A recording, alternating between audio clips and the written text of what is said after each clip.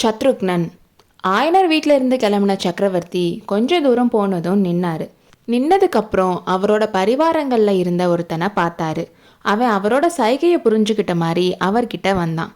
சத்ருக்கனா, உனக்கு சிற்பக்கலை தெரியுமான்னு கேட்டாரு. இல்லை பிரபுன்னு அவன் சொன்னான். அப்படியா, சிற்பக்கலை கொஞ்சமாவது தெரிஞ்சிருக்கணும். அதை கற்றுக்கிறதுக்கு இதை காட்டிலும் வேற எங்கேயும் நல்ல இடமே கிடையாது. ஆயனரோட சீடர்கள் செய்கிற வேலையை பார்த்துட்டு இருந்தாலே போதும். கட்டளை பிரபு, இப்போதே ஆரம்பிக்கிறேன். சிற்பம் கற்றுக்க வேற யாராவது வந்தாலும் அவங்களையும் நீ கவனிக்கணும். ஆனால் அவங்க உன்னை கவனிக்கணும்னு இல்லைன்னு சொன்னார். அவனும் அதுக்கு சரின்னு சொன்னதுக்கப்புறம் சக்கரவர்த்தி குதிரையை வேகமாக விரட்டிட்டு போயிட்டாரு.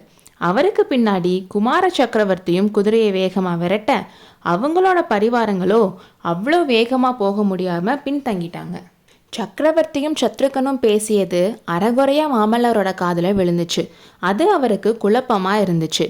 ஏற்கனவே சிவகாமியோட வீட்டில் பரஞ்சோதியை காணாதது வியப்பாக இருந்தாலும் இப்போ சக்கரவர்த்தி பல்லவ சாம்ராஜ்யத்திலேயே ரொம்ப சாமர்த்தியமான ஒற்றன் சத்ருகனனை அங்கே காவலுக்கு அனுப்புனது அவரோட வியப்பை பல மடங்கு அதிகரித்தாலும் நிறைய சந்தேகங்களும் வந்துச்சு. அப்பா கிட்டேயே கேட்டு தெரிஞ்சுக்கலான்னு அவர் நினச்சாலும் சக்கரவர்த்தி குதிரையை விரட்டிட்டு போயிட்டு இருந்தாரு. இந்த மாதிரி சக்கரவர்த்தி வேகமாக குதிரையை விரட்டிட்டு போனால் அவர் ஏதோ முக்கியமான விஷயம் பற்றி யோசிச்சிருக்காருன்னு நரசிம்மருக்கு தெரியும். அதனால் அது என்னவா இருக்கும்னு தெரிஞ்சுக்க அவரோட ஆவல் இன்னும் அதிகமாச்சு. அந்த காட்டை தாண்டினதும் காஞ்சிக்கு போகிற பாதை தெரிஞ்சிச்சு. அந்த பாதைக்கு அந்த பக்கம் ஒரு பெரிய கால்வாய் ஓடிச்சு. அந்த கால்வாயில் படகுகள் போயிட்டு இருந்துச்சு. அதில் முக்கால்வாசி நெல் மூட்டையை ஏற்றிட்டு போயிட்டு இருந்தாங்க. அந்த படகுல போன படகோட்டி ஒருவன் இந்த பாட்டை பாடிட்டே போனான். இதுக்கு நடுவில் நெல் மூட்டைகளை ஏற்றிட்டு போயிட்டு இருந்த படகுக்கு நடுவில் ஆயுதங்களை ஏற்றிக்கிட்டு ஒரு படகு வந்துட்டு இருந்துச்சு. அது வேல், வாள், ஈட்டி, கத்தி, கேடயம்னு விதவிதமான போர்க்கருவிகள் அதில் இருந்துச்சு. இதெல்லாம் இவங்க 2 பேரும் பார்த்துட்டு நின்றுட்டு இருந்தாங்க. அப்போ சக்கரவர்த்தி குமார சக்கரவர்த்தியை பார்த்தாரு. ஏதோ கேட்க நினைக்கிற மாதிரி இருக்குன்னு சொன்னார். எப்படி தெரியுமாப்பா? உன்னோட முகமே காட்டுது.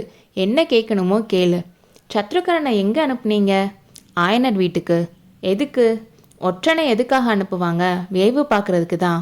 ஆயனரோட வீட்டில் வேவு பார்க்க இப்போ என்ன அவசியம்? யுத்த காலத்தில் ஜாக்கிரதையாக இருக்கணுமாமல்லா.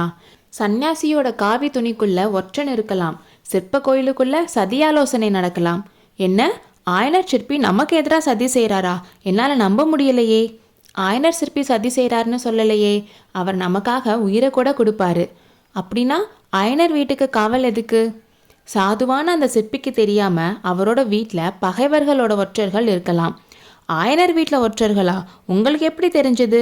நான் யாரையும் பார்க்கலையே. மாமல்லா, ராஜ்ய நிர்வாகத்தில் இருக்கிறவங்களுக்கு கண்ணும் காதும் எப்போதும் திறந்திருக்கணும். ஆயனர் வீட்டில் நம்ம இருந்தப்போ உன் கண்கள் என்ன பண்ணிட்டு இருந்துச்சுன்னு கேட்டார்.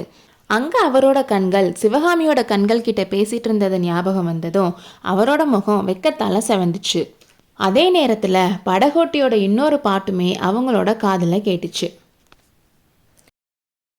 அடுத்த அத்தியாயத்தில் சந்திப்போம்.